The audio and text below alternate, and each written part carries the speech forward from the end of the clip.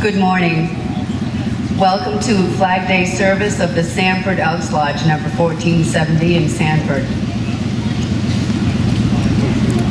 Knights of Columbus, please enter.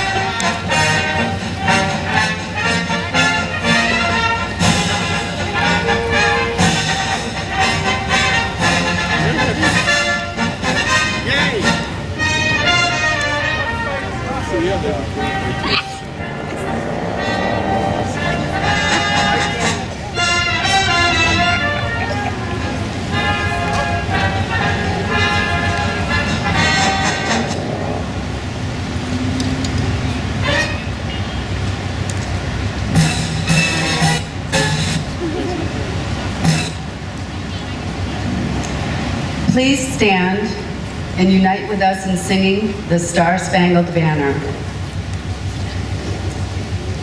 Oh, say, can you see by the dawn's early light what so proudly we hailed as the twilight's last gleam, whose broad stripes and bright stars through the perilous fight, for the ramparts we launched were so gallantly streamed, and the rockets red glare, the bombs bursting in air, gave through the night that our flag was still there.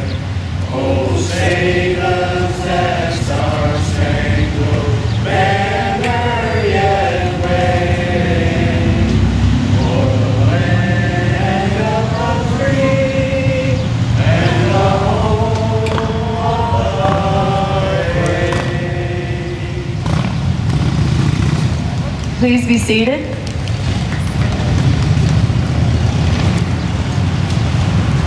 Member and guests, the purpose of this service is to honor our country's flag, to celebrate the anniversary of its birth, and to recall the achievements attained beneath its folds. It is quite appropriate that such a service should be held by the Order of Elks, an organization that is distinctively American, intensely patriotic, and without counterpart. Esteemed leading knight, what are the fraternal aims of the benevolent and protective Order of Elks? To inculcate the principles of charity, justice, brotherly love, and fidelity. To promote the welfare and happiness of mankind, to uphold our country and its laws, and to quicken the spirit of American patriotism.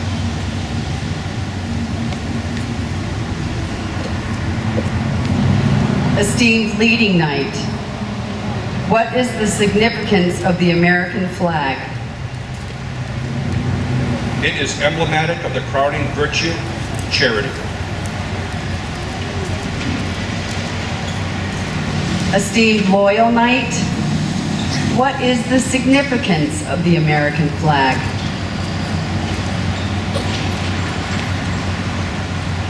It is emblematic of justice for all. Esteemed lecturing knight,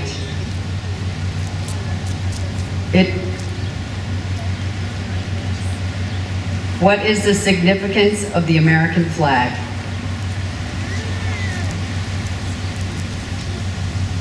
It is the symbol of brotherly love.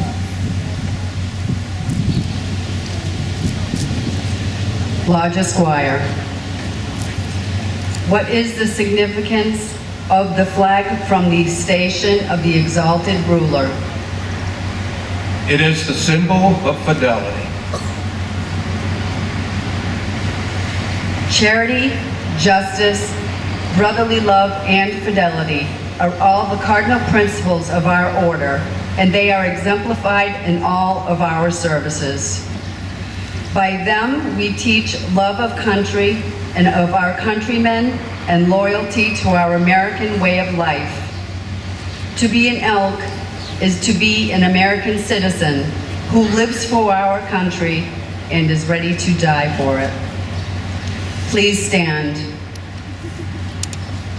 The chaplain will lead us in prayer.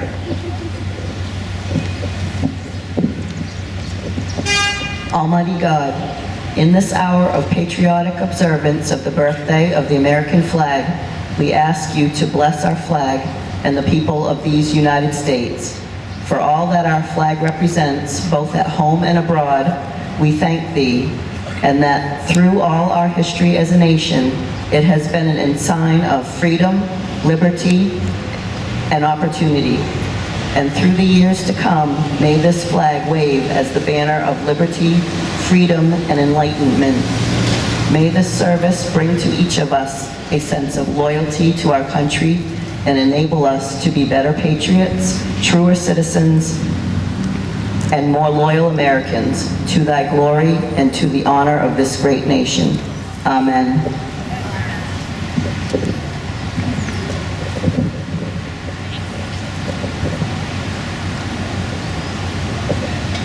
That we may better, please be seated. That we may better understand the meaning of our flag, I call upon our brother, Bruce Burnell, for the history of the flag.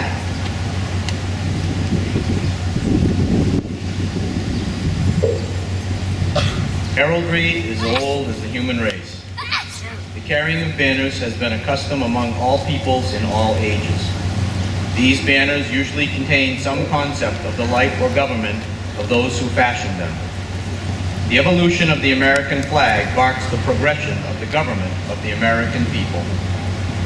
From the founding of Jamestown in Virginia in 1607 until 1770 flag, the flag of England was the flag of the peoples of America.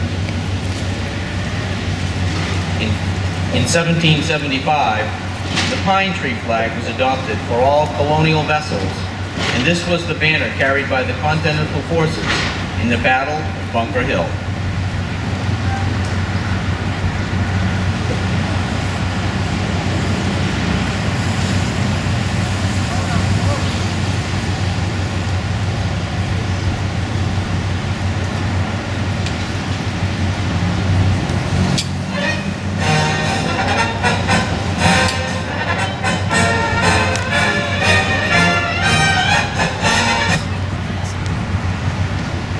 The southern colonies from 1776 to 1777 used the snake flag.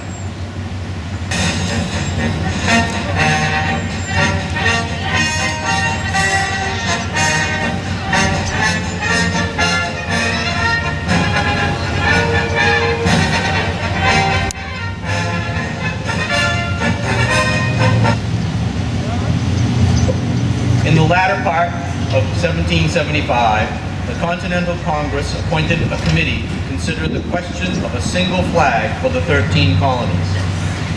That committee recommended a design of 13 alternate stripes of red and white with an azure field in the upper corner bearing the red cross of St. George and the white cross of St. Andrew. John Paul Jones, the senior lieutenant of the flagship Alfred, hoisted this flag to the masthead on December 3rd, 1775. And 1 month later, it was raised over the headquarters of General Washington at Cambridge, Massachusetts, in compliment, as he wrote, to the United Colonies.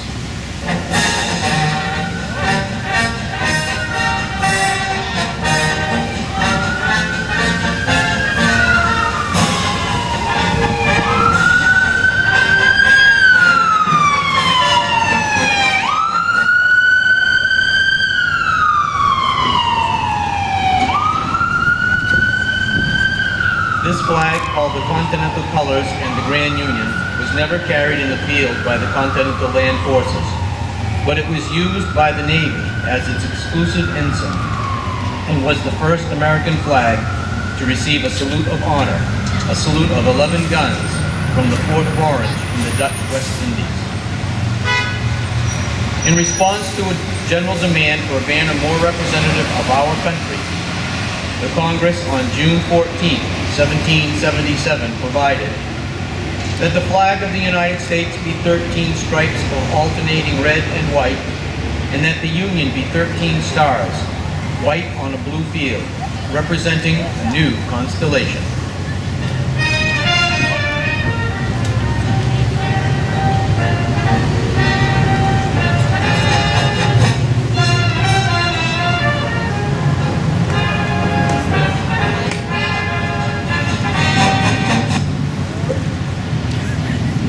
It is generally believed that in May or June of 1776, a committee consisting of George Washington, Robert Morris, and George Ross commissioned Betsy Ross, a Philadelphia Quakeress, to make a flag of a rough design they left with her. It is said that she suggested that the stars should have 5 points rather than 6. This starry banner was first flown at Fort Stanwix, called Fort Schuyler at the time, near the city of Rome, New York, on August 3, 1777, and was under fire 3 days later at the Battle of Oriskany, August 6, 1777, during a British and Indian attack. The first official salute to the Stars and Stripes was given on February 14, 1778, by France on the French coast, when the Ranger, under command of John Paul Jones, was saluted by the French fleet. This flag, then carried by the Ranger, was made by the young women of Portsmouth, New Hampshire, from the stripes of their best colored silk dresses and the white wedding gown of a recent bride. It is said that this same Ranger's flag was flown by Jones's ship, the Bonhomme Richard, in its thrilling fight by moonlight upon the high seas with the British frigate Serapis, when the Serapis struck her colors, the immortal fame of John Paul Jones was ensured as the intrepid defender of the youthful republic. The original 13 stars and stripes represented the original 13 colonies. In 1795, 2 additional stars and stripes were added to represent admission to the Union of Vermont and Kentucky. Under this banner of 15 stars and stripes was fought the War of 1812. It was the sight of it flying over Fort McHenry on September 14, 1814, that inspired Francis Scott Key to write what was become our national anthem, the Star-Spangled Banner. Miss Margaret Young, who cut the stars for that particular banner, was the mother of Henry Sanderson, the Grand Exalted Ruler of the Order of Elks in 1884. The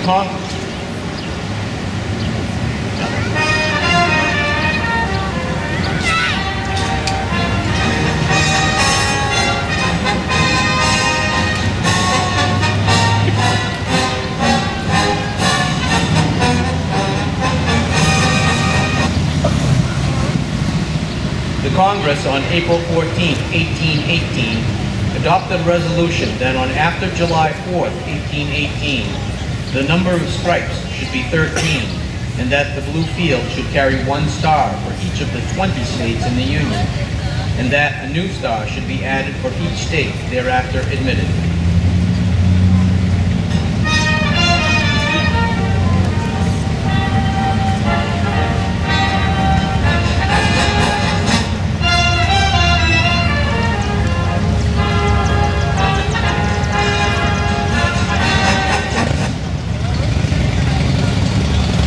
Since 1818, there has been no change in the flag design except that 28 new stars were added before July 4th, 1912. This flag of 48 stars flew over this nation for 47 years until just before the Vietnam War.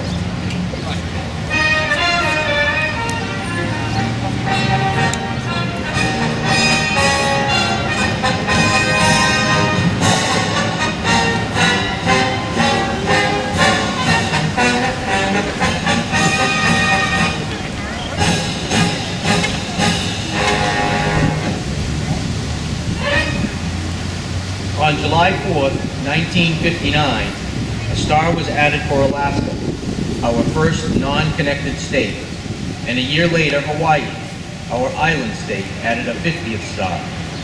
Our present flag, 50 stars and 13 stripes, is accompanied by the POW MIA flag to recognize the plight and demise of a special group of our armed services, those who were prisoners of war or still remaining missing in action.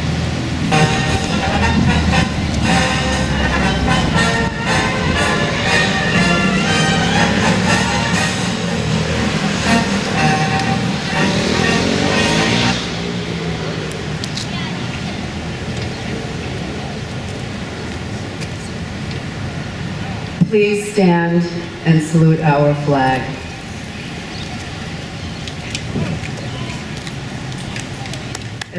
As this emblem is first in our hearts as loyal Americans, so it is close to our altar as loyal Elks. The gentle breezes with lingering caress kiss the folds of no flag which can compare with its beauty. There is no such red in budding rose, in falling leaf or sparkling wine. There is no such white in April blossom, in crescent moon or mountain snow. There is no such blue in woman's eye, in ocean's depth or heaven's dome. And there is no such pageantry of clustering stars and streaming light in all the spectrum of the sea and sky.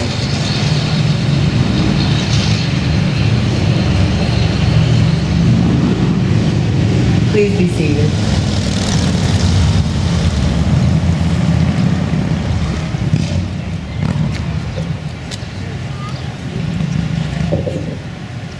Our flag is at once a history, a declaration, and a prophecy. It represents the American nation as it was at its birth and speaks for what it is today, and it holds the opportunity for the future to add other stars to the glorious constellation. The Benevolent and Protective Order of Elks is the first and only fraternal body to require formal observance of the Flag Day. In July of 1908, the Grand Lodge of this order at Dallas, Texas, then assembled, provided the annual nationwide observance of Flag Day on the 14th of June in each year by making it mandatory upon each subordinate lodge of the order. This unique distinction is the strongest promoter of Flag Day, is most becoming to the Order of Elks. The order is distinctively American. Only American citizens are eligible to join it and has no foreign affiliations. It has linked its destiny with the destiny of our country and made this flag its symbol of self-dedication to God, to country, and to fellow men. Please stand with us and join in singing God Bless America.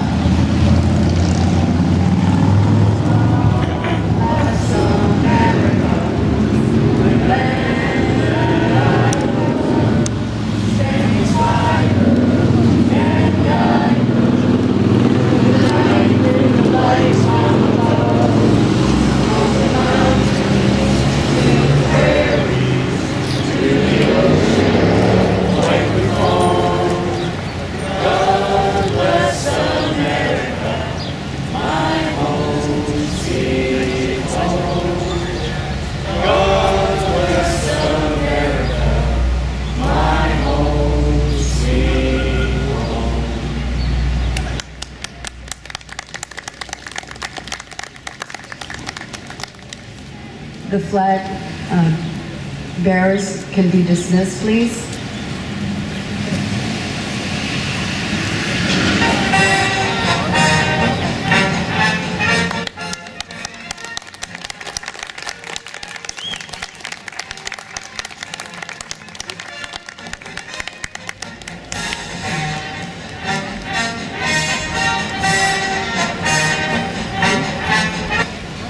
Please be seated.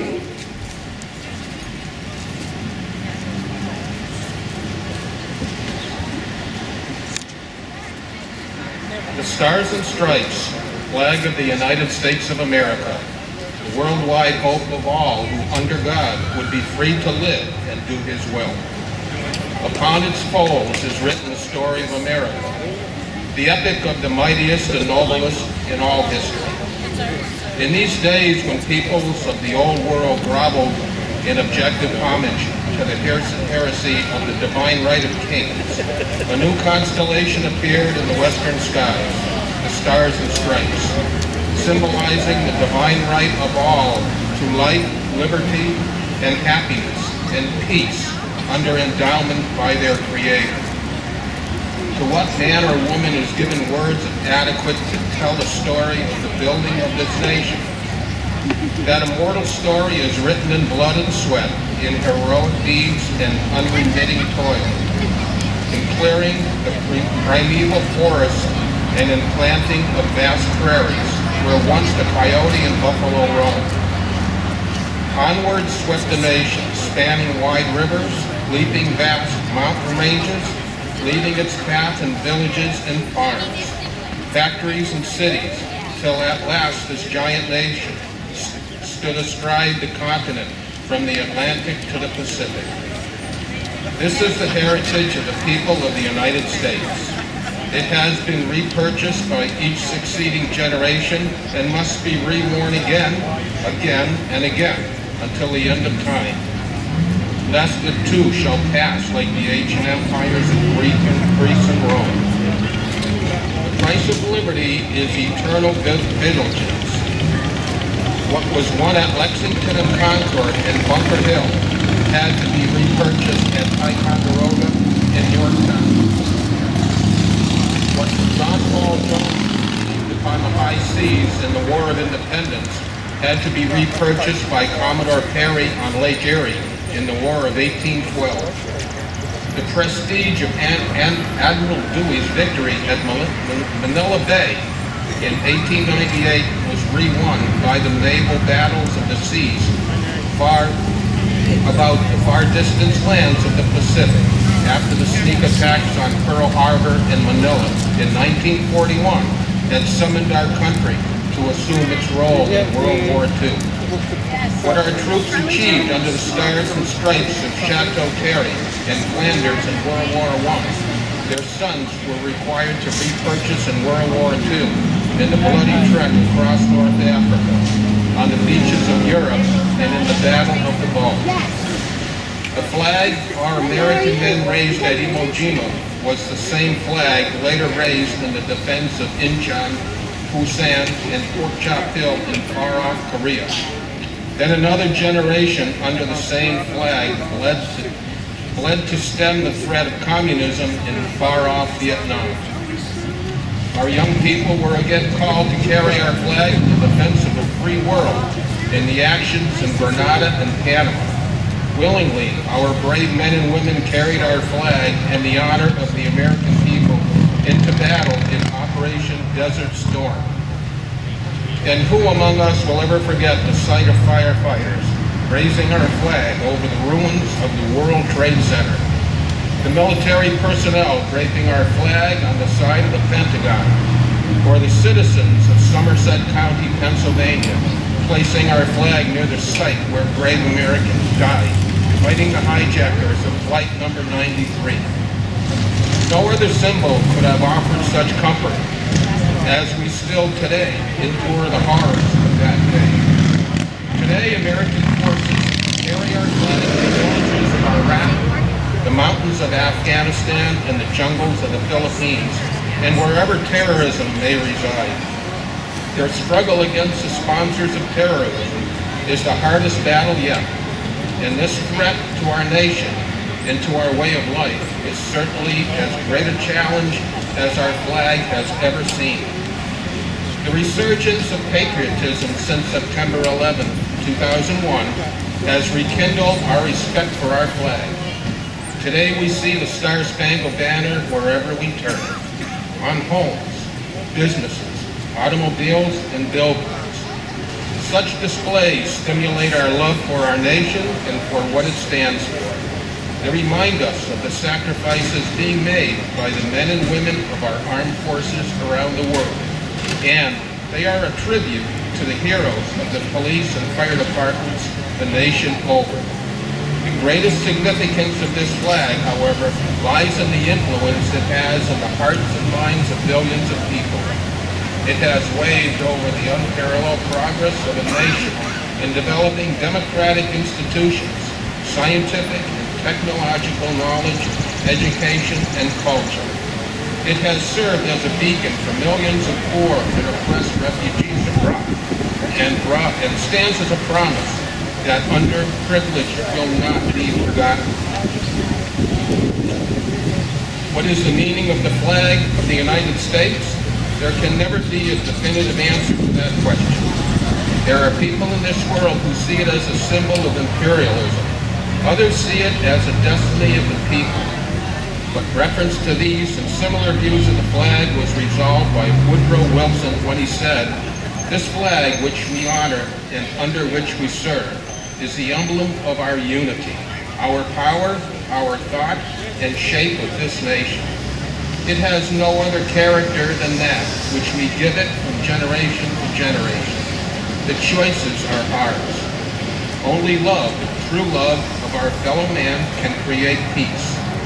The emblem and token of that love is the Stars and Stripes, the symbol of the American way of life. Our fathers, God to thee, author of liberty, to these we sing. Long may our land be bright with freedom's holy light. Protect us by thy might, great God, our King."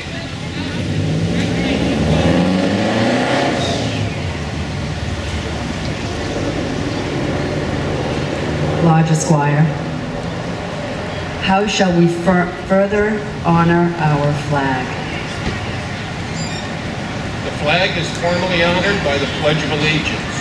This pledge was written in 1892 by Francis Bellamy and published in the Youth Companion as part of a patriotic campaign of that magazine. The pledge did not become part of the flag code until 1942, and in 1954, the phrase "under God" was added.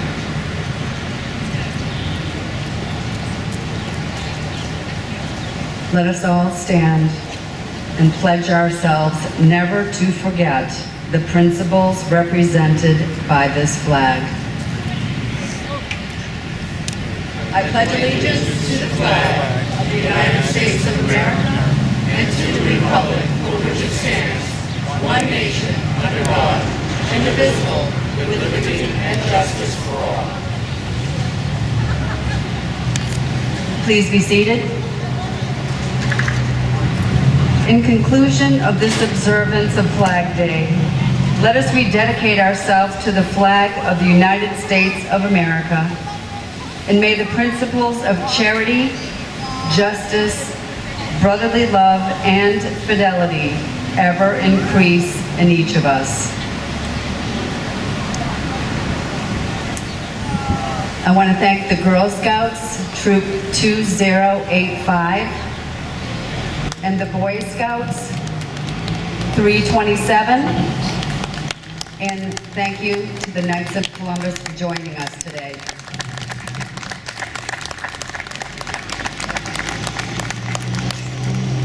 Knights of Columbus, you are dismissed.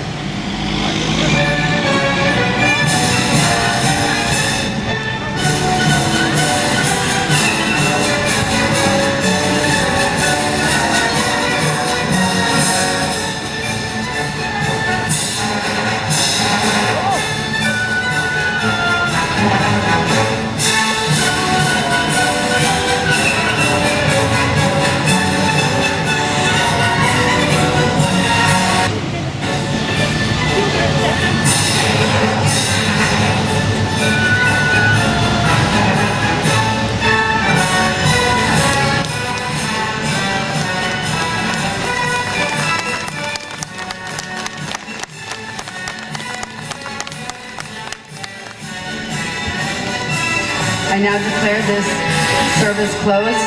Thank you for joining us for our flag service today, and have a great day.